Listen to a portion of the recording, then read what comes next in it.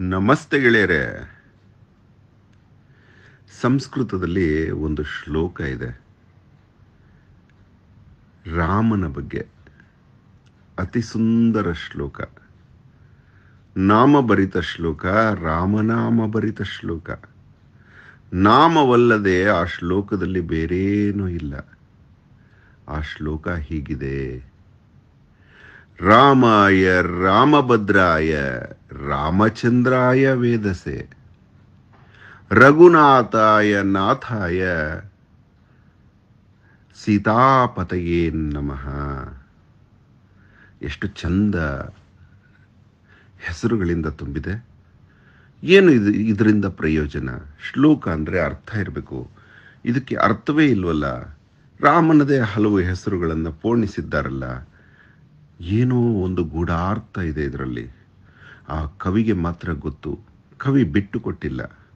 ಆದರೆ ಕವಿಯ ಆ ಗೂಢ ರಹಸ್ಯವನ್ನು ಬೇರೆಯವರು ಅಗೆದು ತೆಗೆದಿದ್ದಾರೆ. ಚಿನ್ನದ ಗಣಿಯಿಂದ ಚಿನ್ನ ತೆಗೆದ ಹಾಗೆ. ಆ ಅಗೆದು ತೆಗೆದ ಮಹನೀಯರೆಲ್ಲರಿಗೂ ವಂದಿಸುತ್ತಾ ಅವರ ಆ ತಾತ್ಪರ್ಯವನ್ನು, ಪದಾರ್ಥವನ್ನು ಬಿಡಿಸಿ ಹೇಳುತ್ತಿದ್ದೇನೆ. ಸರ್ವಶ್ರೇಷ್ಠ ಪಿತಾಶ್ರೀ ದಶರಥ ಮಹಾರಾಜ ಮಾತ್ರ ರಾಮದೇವರನ್ನ ರಾಮ ಎಂದು ಕರೆಯುವ ಹಕ್ಕನ್ನು ಹೊಂದಿದ್ರಂತೆ. ಆತ ಬಿಟ್ಟು ಬೇರೆ ಯಾರೂ ರಾಮದೇವರನ್ನ ರಾಮ ಎಂದು ಕರೆದದ್ದಿಲ್ಲ. ಹಾಗಾಗಿ ಮೊದಲ ಶಬ್ದ ರಾಮಾಯ, ಅದು ದಶರಥನನ್ನು ಪ್ರತಿನಿಧಿಸುತ್ತೆ. ರಾಮನಿಗೆ ಜನ್ಮ ಕೊಟ್ಟ ಮಹಾತಾಯಿ ಕೌಸಲ್ಯ ರಾಮ ಇದ್ರೆ ಸಾಕು ಸುಭದ್ರತೆಯನ್ನ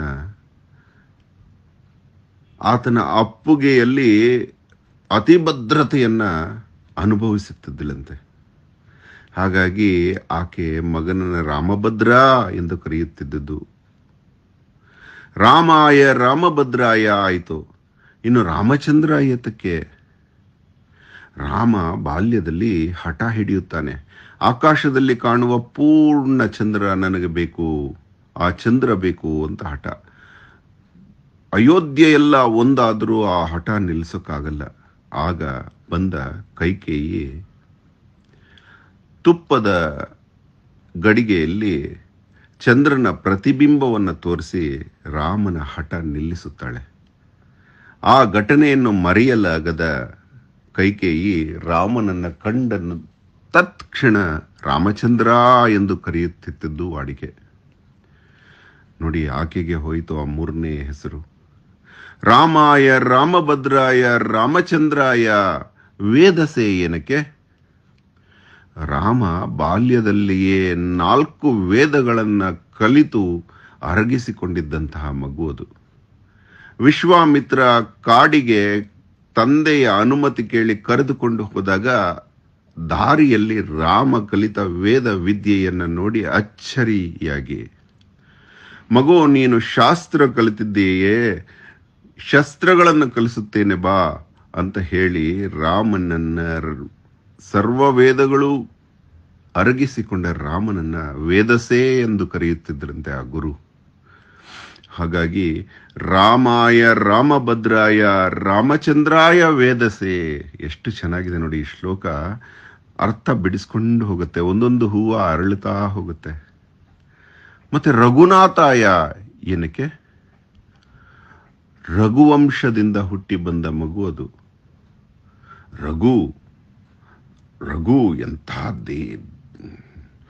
ಆಡಳಿತ ವ್ಯವಸ್ಥೆಯನ್ನ, ಆ ಕಾಲದಲ್ಲೇ ಪ್ರಜಾಪ್ರಭುತ್ವ ವ್ಯವಸ್ಥೆಯನ್ನ ತಂದುಕೊಟ್ಟಂತಹ ರಘು ರಾಮವಂಶ. ಅದು ಸೂರ್ಯವಂಶದ ರಘು.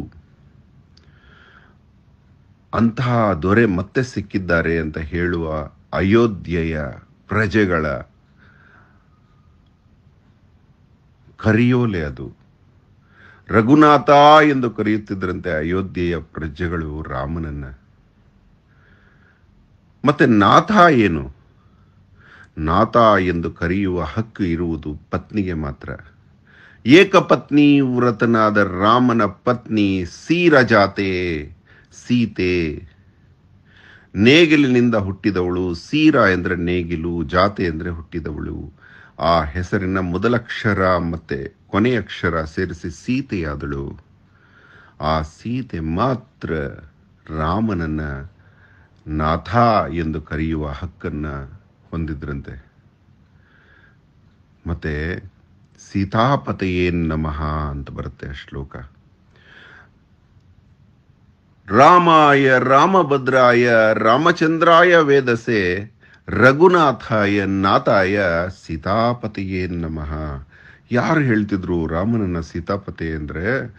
ಸೀತೆಯ ತವರು ಮಿಥಿಲೆಯ ವಾಸಿಗಳು ತಮ್ಮ ಗೌರವದ ಮಗಳು ಸೀತೆಯ ಪತಿ ರಾಮ ಆದ್ದರಿಂದ ರಾಮನನ್ನ ಸೀತಾಪತೇ ಎಂದು ಕರೆಯುತ್ತಿದ್ರಂತೆ.